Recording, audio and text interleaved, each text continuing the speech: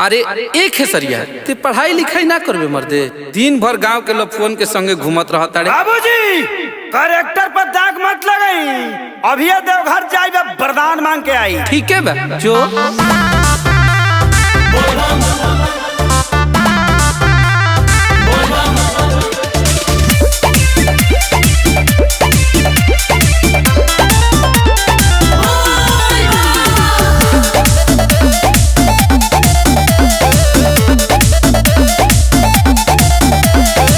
भंगिया धतूर ली हाई चिखली, अपना सेवा कवा के बाबा जी को भीख दी। बाबा मजबूरी बुझना तो बाप बड़ा मारी। भंगिया धतूर ली हाई चिखली, अपना सेवा कवा के बाबा जी को भीख दी। हे भोला बाबा वरदान मांगती। हम तुम्हारी तपस्या से प्रसन्न हैं, बताओ तुम्हें क्या चाहिए? 3 चीज। एगो नारी एगो गाड़ी नोट छापे का मशीन, एगो नारी एगो गाड़ी नोट छापे का मशीन, एगो नारी एगो गाड़ी नोट छापे का मशीन। ओम नमः पार्वती पते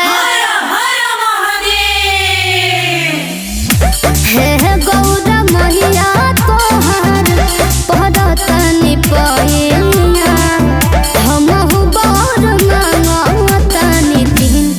हम तुम्हारी तपस्या से प्रसन्न हुए बालिके, बताओ तुम्हें क्या चाहिए?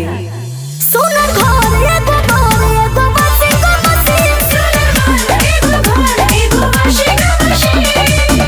बालिके ये वॉशिंग मशीन क्या होता है? माते ई आधुनिक युग के कपड़ा धोए वाला मशीन ह।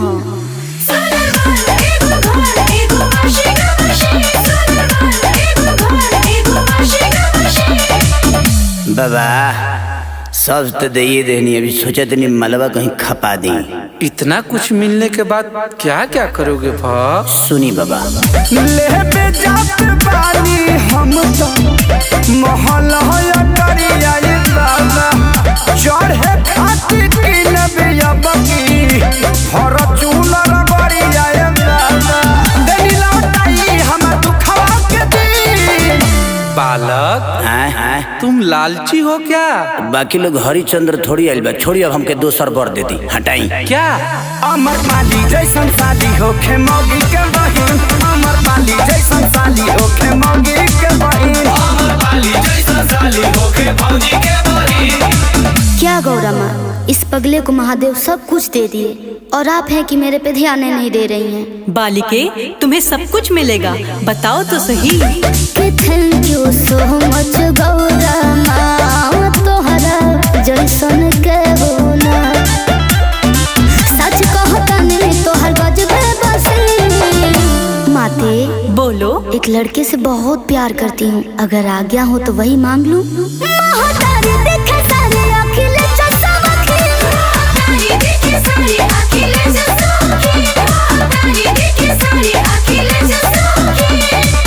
का बेयास तारा के ढेर कुछ मिल गलो। एकर मलकिनी तेही न होखबे, चल।